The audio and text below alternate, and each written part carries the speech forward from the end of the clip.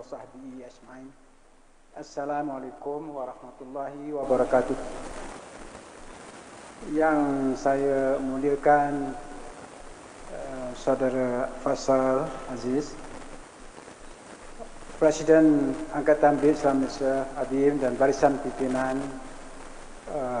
ahli-ahli panel, dan seterusnya para hadirin sekalian. Terlebih dahulu saya mengucapkan berbanyak-banyak terima kasih kepada pihak ABIM yang sempena menyambut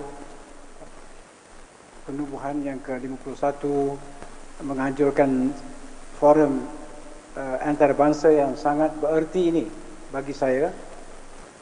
Saya lihat tajuk forum ini Gerakan Islam dan Optimisme Masa Depan.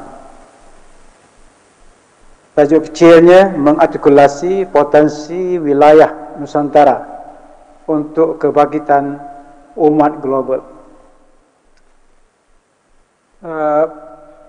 Topik yang diberikan ini iaitu mengenai potensi wilayah Nusantara. Saya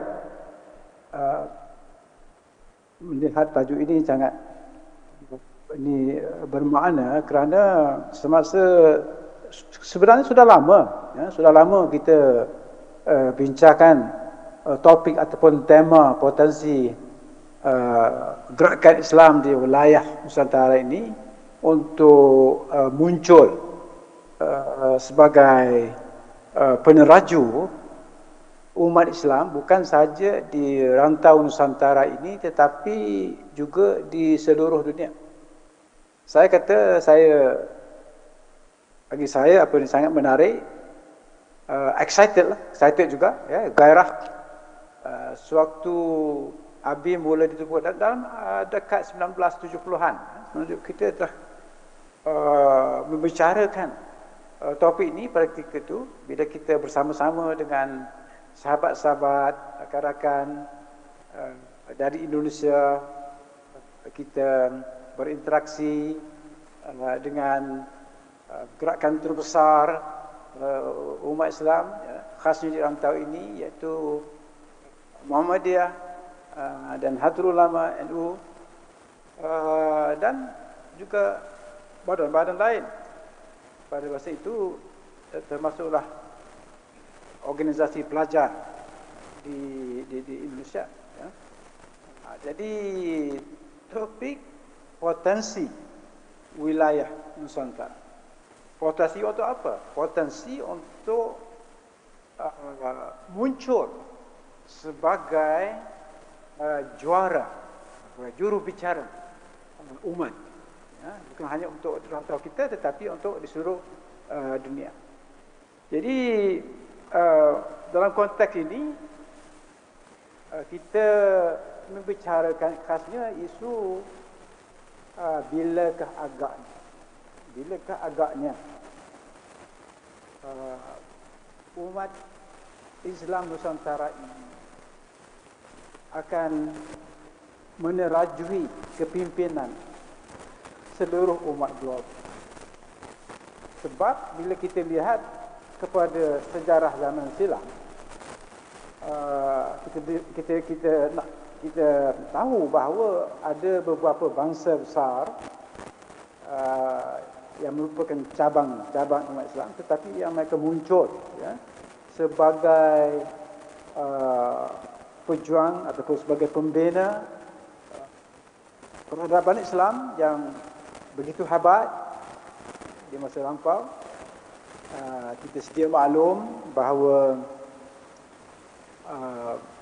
yang pertama sekali sudah ditakdirkan begitu, Allah telah takdirkan bahawa bermula dengan kepimpinan Nabi Muhammad SAW yang berasal daripada kaum Arab, daripada bahasa Arab.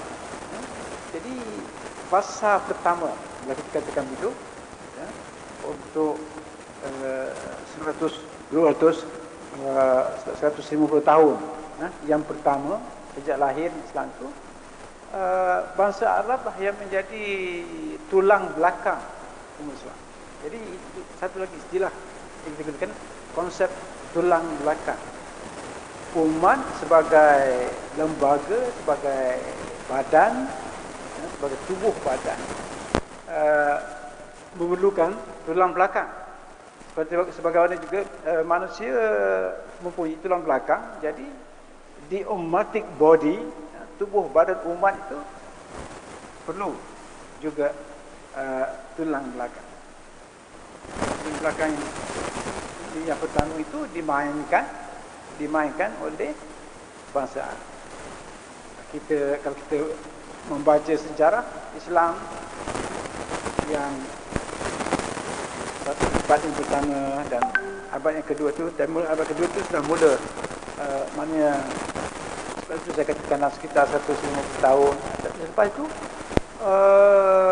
peranan tulang belakang itu, peranan pembina tamadun di the center of power, pusat peradaban itu pindah ke tempat lain, ya.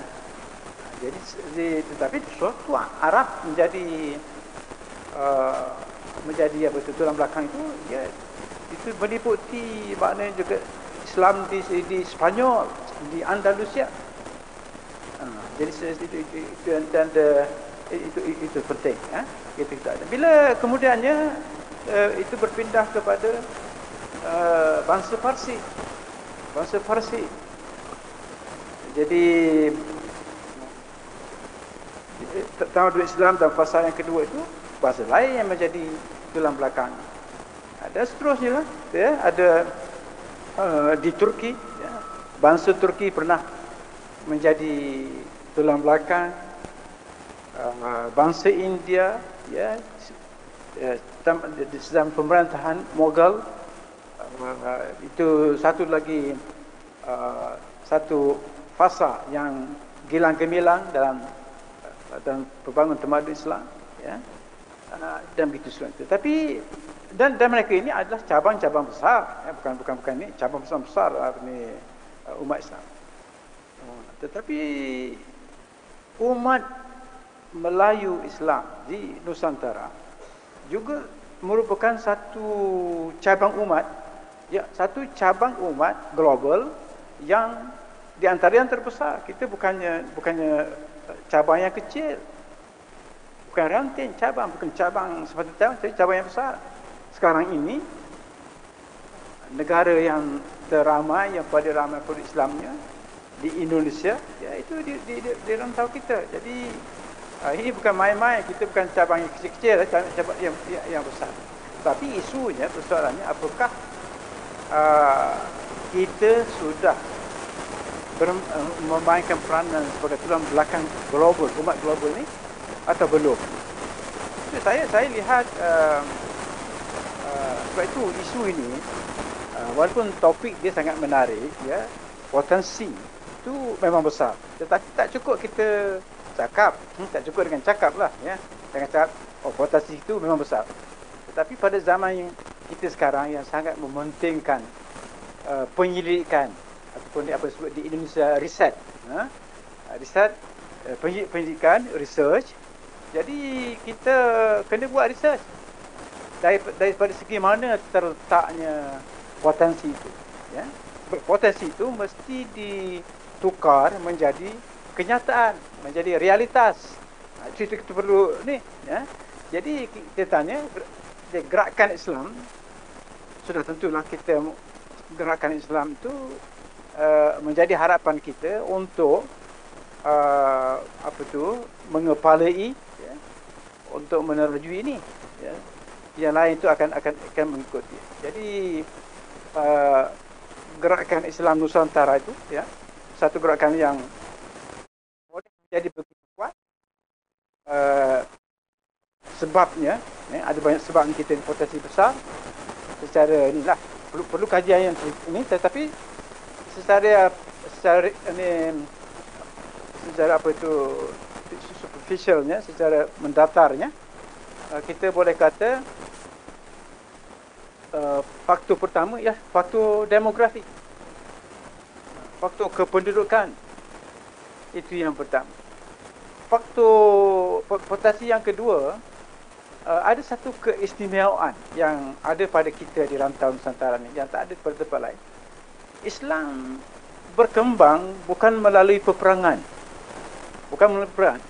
Islam berkembang secara beransur-ansur, secara gradual, melalui apa yang saya sebutkan dialog, melalui dialog peradaban, dialog of civilization. Kita tak gunakan istilah itu, ya, tetapi pada kenyataannya, kalau kita meneliti bagaimana Islam itu berkembang di Nusantara, itu melalui itu, ya, dia melalui interaksi, ya. Itu sangat menarik.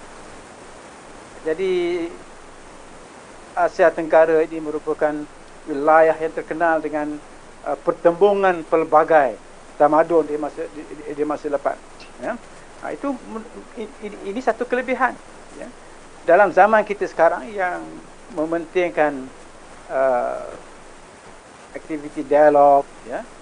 Jadi kita mempunyai potensi besar untuk mengemukakan perspektif kita, ya, gagasan kita, apa yang kita nak bangunkan dari segi ketamadunan di antara kita. Jadi ini ada kaitan dengan kedudukan tamadun Islam, Islam sebagai agama, Islam sebagai tamadun. Kita mempunyai khazanah ilmu, khazanah hikmah. Kita punya banyak pengalaman ketamadunan. Jadi gerakan Islam harus mengambil memanfaatkan semua ini untuk menjayakan konsep umat Islam Nusantara sebagai tulang belakang umat global. Jadi ini berarti kita jangan hanya melihat kepada rantau kita, tetapi kita melihat juga kepada cabang-cabang yang lain. Tapi ini semua hanya boleh berjaya sekiranya kita mengutamakan ilmu pengetahuan. Ilmu pengetahuan. Saya percaya, saya nampak itu, ya, maknanya itu potensi kita sebagai kuasa ekonomi, potensi kita sebagai kuasa ilmu, ya, dalam bidang sains, teknologi, itu boleh kita capai, insya-Allah. Jadi apa yang berlaku di masa lampau ialah kita dalam ABIN pada masa dalam 1970-an, 1980-an, kita mengatakan bahawa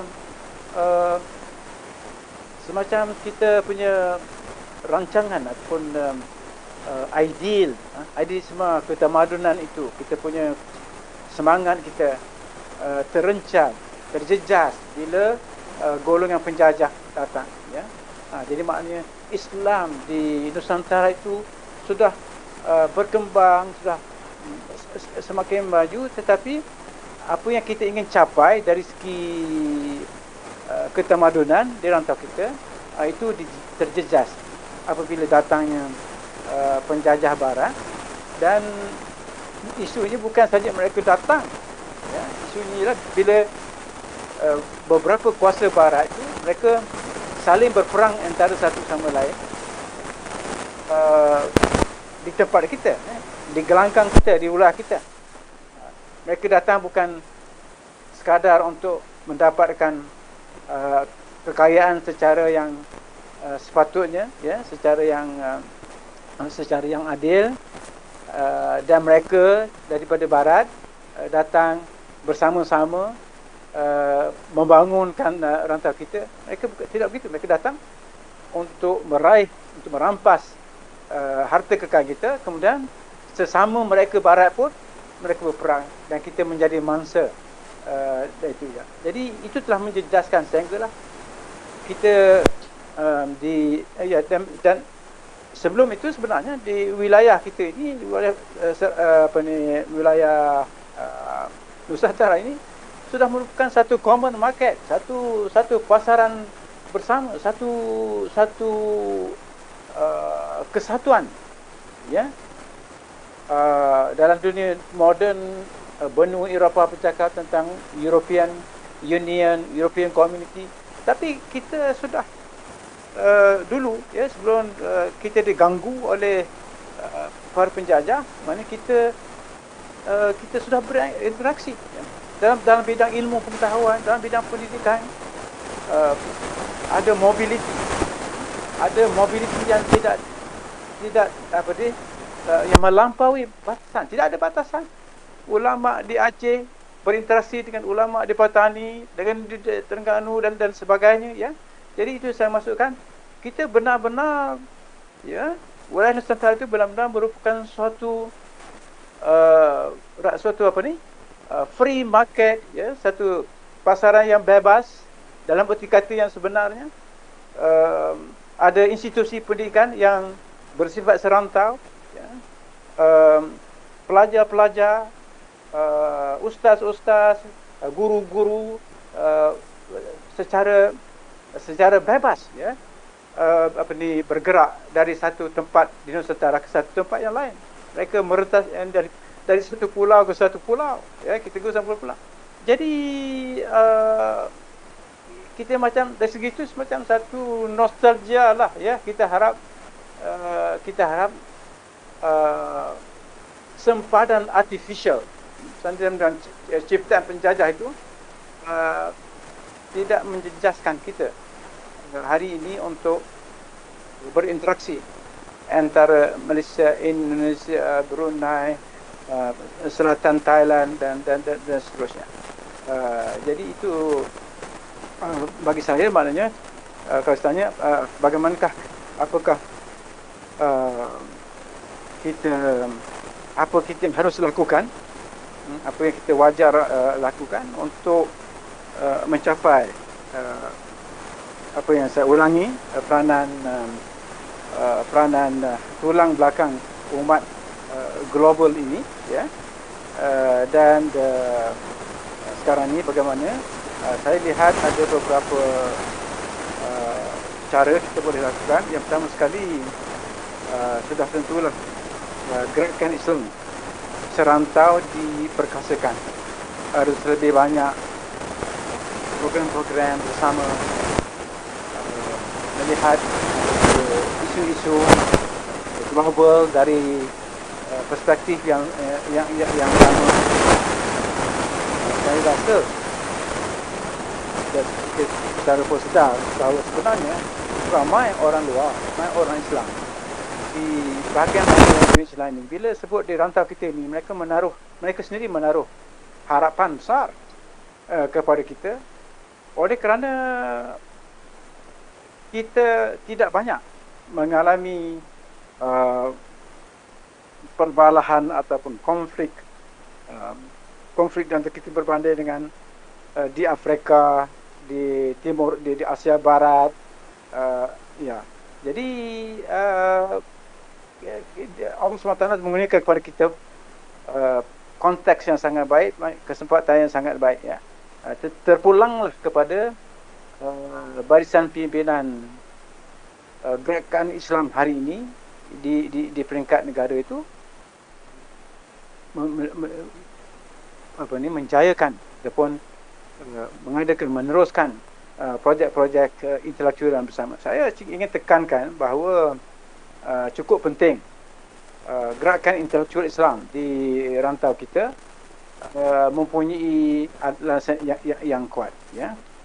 Jadi kita berharap pemikir-pemikir Islam kita lebih ramai lagi, lebih aktif lagi, menghasilkan banyak, ya, tulisan-tulisan untuk bacaan, bukan sahaja untuk rantau kita tetapi untuk seluruh dunia. Kita mampu itu, insya-Allah, ya. Jadi gerakan sebab kalau gerakan, misalnya gerakan Islam yang biasa kita kenali itu saja tak mencukupi, tetapi gerakan intelektual itu penting. Dan kita sebenarnya harus gunakan wadah ASEAN dan OIC, ya. Kalau kita nak memainkan peranan tulang belakang umat yang global di tulang belakang umat global ini, ya. ASEAN misalnya, ya. Kita Allahyarham Dr. Surin Piswan, kawan baik saya, semoga Allah merahmati dia. Dia pernah menekankan, ya, bila kami berbincang tentang Islam di ASEAN, dia pun saya menekankan, sebenarnya penduduk ASEAN ini hampir 50% Islam, walaupun secara rasmi dikatakan sekitar 40%. Tapi sebenarnya 50%, separuh, ya, separuh rakyat warga negara ASEAN ni orang Islam. Jadi dengan semata-mata berdasarkan faktor demografi itu, ya, umat Islam di ASEAN patut, ya, menerajui sepatutnya mengusahakan aktivitas rantau, sama ada dari segi intelektual, dari segi ekonomi, dari segi politik, supaya sesuai selaras dengan kedudukan kita sebagai 50% umat, ya, ASEAN ini, ya, yang menganut Islam, dan kita nak berkongsi, isunya kita nak berkongsi dengan yang lain tentang keistimewaan yang ada pada Islam itu, apa kelebihan yang ada pada Islam itu, bukan hanya untuk kita, tetapi untuk seluruh ASEAN. Jadi gerakan-gerakan pertubuhan Islam, pelajar, belia, pertubuhan keilmuan, harus memperbanyakkan aktiviti di peringkat serantau, tetapi daripada perspektif Islam. Itu di peringkat ASEAN. Tapi itu juga di peringkat OIC, ya. OIC sekarang malap sekarang ni, ya. Tidak bergerak, tidak bermaya. Sebab apa? Sebab semuanya nak tunggu konsensus, macam ada konsensus, ya, persetujuan semua anggota, barulah kita buat sesuatu. Ini tak mungkin OIC boleh buat ni. Tetapi apa yang kita boleh buat, ya, di kalangan beberapa negara, ya, di kalangan beberapa negara anggota OIC itu, kita buat program. Di sini kita di Nusantara ni dah ada. Kita ada beberapa, ya. Kita ada Malaysia, Indonesia, Brunei, ada tiga negara. Tapi di umat Islam minoriti di selatan Thailand, di selatan Filipina, boleh mereka masuk. Bermaksudnya ibu pejabat OIC di Saudi Arabia tu tak boleh nak menghalang kita nak buat program, ya, di serantau. Jadi maknanya kita boleh macam serampan dua mata lah, kita buat program sekaligus untuk rantau ASEAN, tetapi juga bagi pihak OIC. Kita akan panggil lah, kita buat program, kita panggil wakil-wakil para ilmuwan, para ulama dari Asia Barat, ya, dari Afrika, untuk sama-sama di sini. Tapi kita mengambil inisiatif. Jadi insya-Allah saya lihat ini, maknanya kalau kita boleh buat itu, kita akan muncul sebagai peneraju kepimpinan umat global. InsyaAllah ini giliran kita. Ya, kita minta Allah SWT, inilah, berilah peluang ini kepada umat Islam di Nusantara untuk menjadi tulang belakang dan peneraju umat global. Sekian. Assalamualaikum warahmatullahi wabarakatuh.